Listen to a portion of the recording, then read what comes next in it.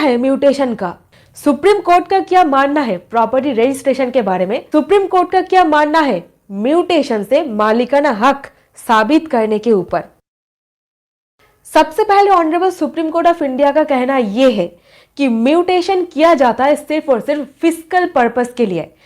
Property tax अभी कौन पे कर रहा है? जमीन का प्राइमा फेसी ओनर कौन है? प्रॉपर्टी किसके पोजीशन पर अभी है?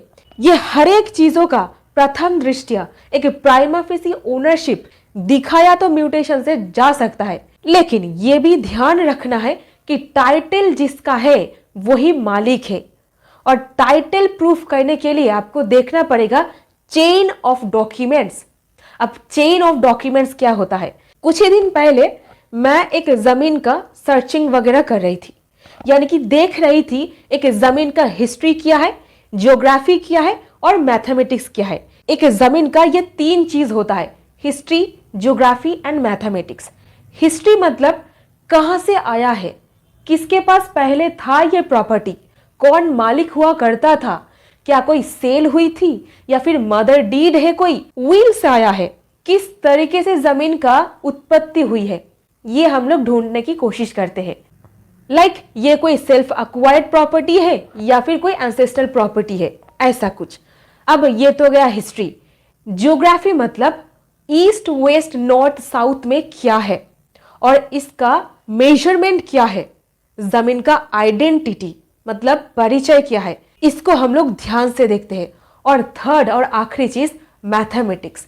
आपको बोला जा रहा है तो 4 बीघा जमीन है, लेकिन बेचा जा रहा है 3.5 बीघा। ऐसे परिस्थिति में 4 बीघा का मूल्य आप दे रहे हो, लेकिन जमीन आपको कम मिल रहा है। तो ऐसे परिस्थिति में जमीन का जहां पर लेन देन हो रही है, बहुत ज्यादा सावधानी से आपको करना पड़ता है। और यहीं पर जरा दोस्त ध्यान से सुनिए।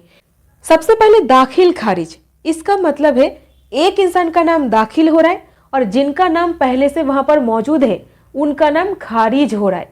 सो नए ओनर का नाम जा रहा है और पुराने ओनर का नाम हटाया जा रहा है। सो दाखिल खारिज। कई बार मैंने देखा है एक जमीन को 2-3 बार बेचा गया है, धोखाधड़ी से ओनर बना करके, सजा करके, बिठा करके लेन देन हुई है। ऐसे परिस्थिति में मान लीजिए मिस्टर ए और बी।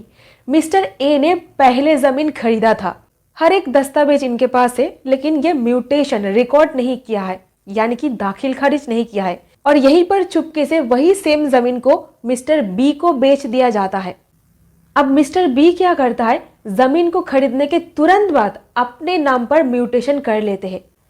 तो किसका जमीन यहाँ पर टिकेगा, किनको असली मालिक कहा जाएगा, अभी आप ही बताइए। जिनके नाम पर म्यूटेशन एंट्री है इनको, या फिर जो पहले खरीदे हुए हैं इनको? ऑनरेबल सुप्रीम कोर्ट इस जजमेंट पर क्लियर शब्दों में कहा है कि म्यूटेशन को सिर्फ और सिर्फ फिजिकल पर्पस में किया जाता है।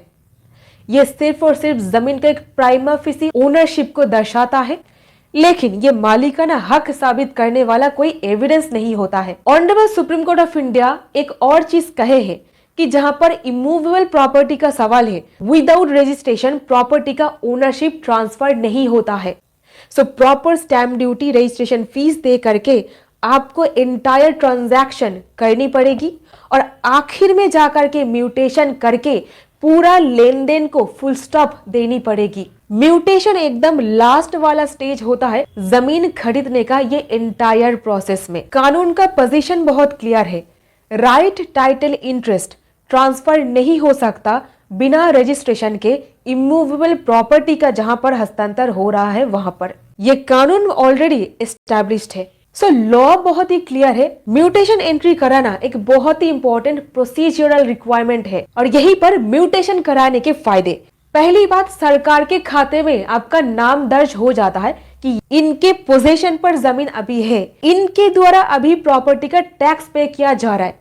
ठीक है।